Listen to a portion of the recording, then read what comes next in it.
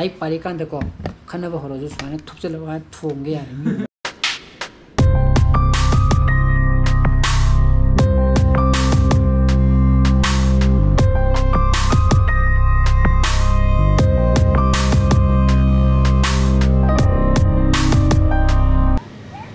Good morning guys, welcome back to my channel. मैं भी ना खले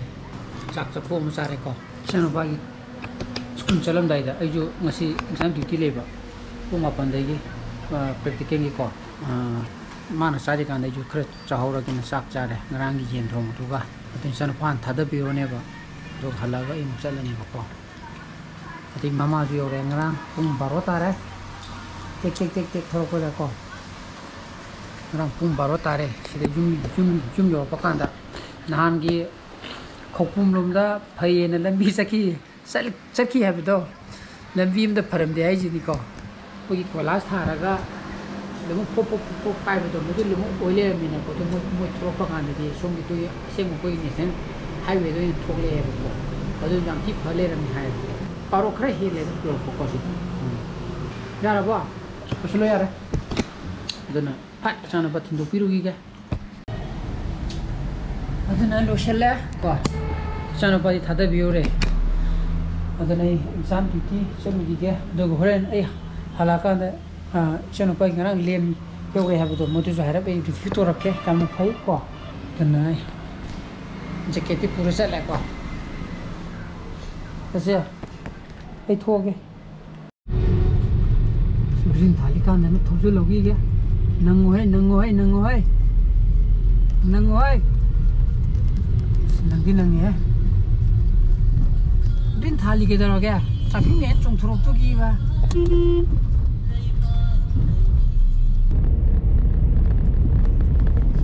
दना नोंगा चोरी तो उनी ना कोमें से लगा सकता तल हम लात्री ने कोई गया कोई बा महंगी दे कनाम लात्री छात्र के दिला दुना योरे को कोई साथी इंत लाग है लंबी दे लाग नरा माने छात्र के दि खबर लाग नरा को मोल बायो थोको जाला अंतर न ते फिजिक्स केमिस्ट्री थोको जाला खलरा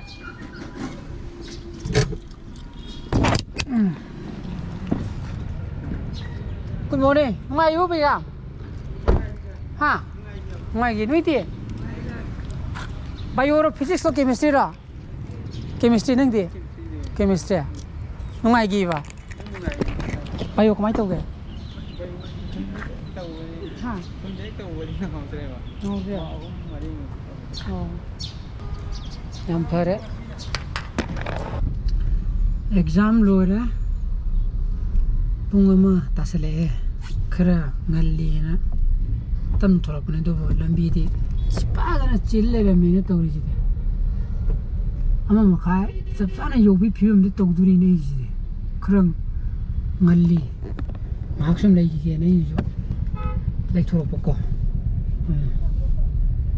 do lambi ji no tage bigira atagna exam metric beka exam loi bu nimi ni jo hai ngasi je aduna madugira khandra ran chille re mene se over bridge makha de thoi चानो पलोगवा जोगे केम कुनी लेरा के थोलक तो जान होंगे मादी तब ने थोलक ने माने को वरी के सानरा का तब ने मा अजी थोलक ने थोले ला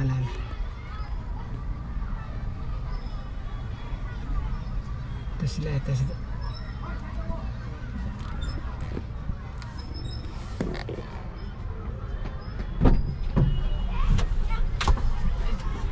tông tब न तौने वहाँ ब्रस्को मार्क्स लोग थोड़ा ना शायद ये ऊपरी तो बात रहा हाँ मार्को वाई थोक तो पे यार वो नहीं गई थोक जल लिए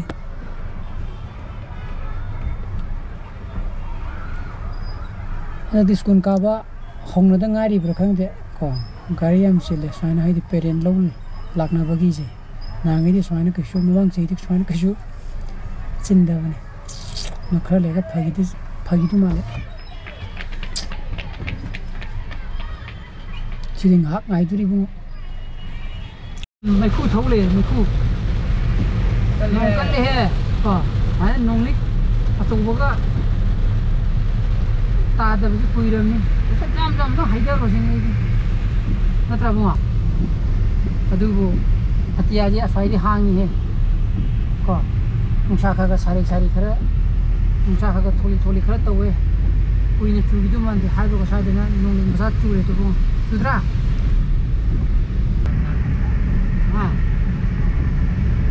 ning yang ngomong blok kalau bukan saya ada kopi mereka nang sakan tahu bodoh sakan tahu bahaya bagi ada yang Facebook le halu dulu blok ta nang ama sakan tahu bahaya dulu itu không ra yang kata aku nung saya lakukan nang apa asal tanah open nam gitu ada yang blok le halu dulu ba ye ngomong hal lagi ye ngomong nung sih ini itu memori ba sana memori mah capture tahu temu bodoh ada yang harus kalam ai sana tha ki block में हमसे लोई ने मु ai के नोई ना थम दे बको हाथ जाता हा पगा और तो ये थम मगे ना खलब ने अदन अमुक डाउनलोड में हम तो थुए तना ai YouTube channel ते ये तो थोगा अमुक ai external हाथ जाता ai how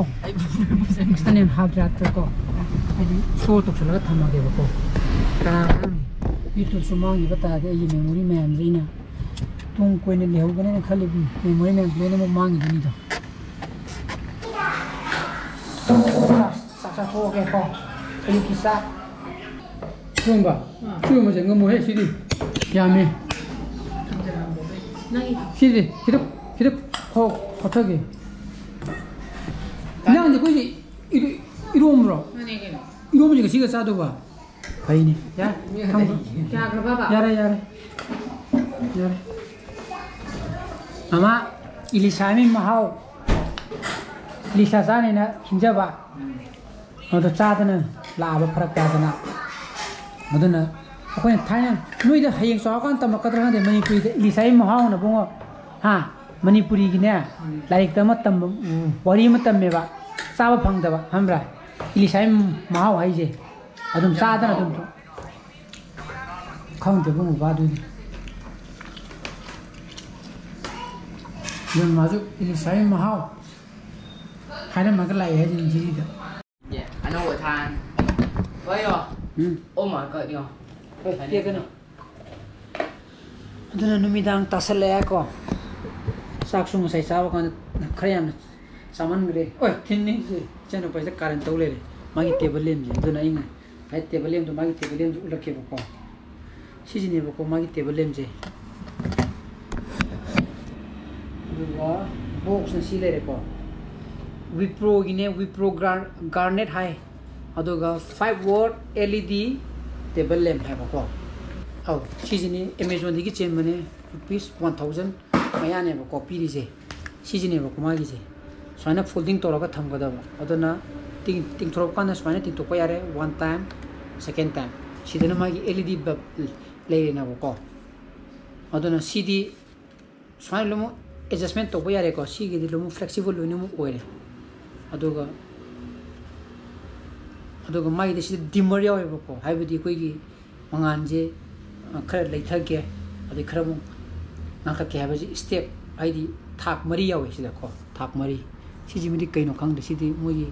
lock system ma leba aduna Wipro gi ne aduga sigi magi UGS na kamaina tawduno hairaga di ko UGS na kamaina tawduno hairaga di mai share cable amma yawe bako cable ju phanam sange ko san to lamma me hena sange season मनिंग ले सिदा थिंजले दना अन थिंजला कांदा अकोई की पावर पॉइंट अमा द सॉकेट अमा द अकोई की फोन की चार्जर सॉकेट तो मोद थिंजला कांदा मई जे थांगदबने बको अदुना सीजे मई मुलगदी सीजन ब यादरे को हाइदी मई मुलगदी सीजन ब यादरे हाइते मसिते रिचार्जेबल नते बको सीदी अदु रिचार्जेबल नतबिना मई मुखि पतादी सीजन ब यादरे तो बतबु कोई की सीगी मनिंग की मागी सीगी हाइदी USB कनोजे प्लग हाइगद्रा सिजना कोई पावर बैंक कुंबदा अदगी लैपटॉप कुंबदा थिंजलागा सी मई थालागा सिजना बदी यायबको अदुगा सिदी rechargeable the नतब aduna yamna nungai aduna maiju koina mai full thaba kanda yam thina ju nga leba ko aduna I si jimadi e uji kitang chit thilaga ufam jena ati sadre aduna lebi nimba le di si dum sijina ba yai yam ju yam yange wipro gini adu koina side rechargeable leide begi maram di kari gino haita di rechargeable leiba taraga di battery gi magi lifespan ama leibani na ko 4000 hours kumba 6000 hours kumba leibani na aduna ha magi anti ichini battery gi lifespan ama leiye aduna maram oraga rechargeable di leire gumji ko aduna mai de oina direct thilaga sijina ba ya boina leire ji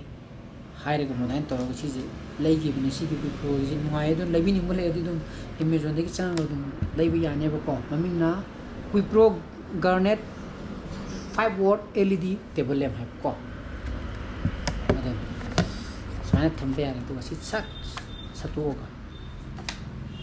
do sana ta samaya tawraga live pari kan de ko khana ba horo ju sana thupchela ba thong ge ya ni ya ji di se ngune he ya ji di adegi haying nung kanung pa sana thom da laga hato ko ya adan si por ko de gi di sana pa ju lari thawai yang nang di ki to bo hore ko tuna मैं आप English की blog में बताएं introduction जरा के blog super में थोड़ा दी like तो बिनो मो शेयर तो बियो अनु व्यूअर्स और बिगन सब्सक्राइब तो बिनो मो को नुकसान बस ले बियो so please be safe and be healthy bye bye good night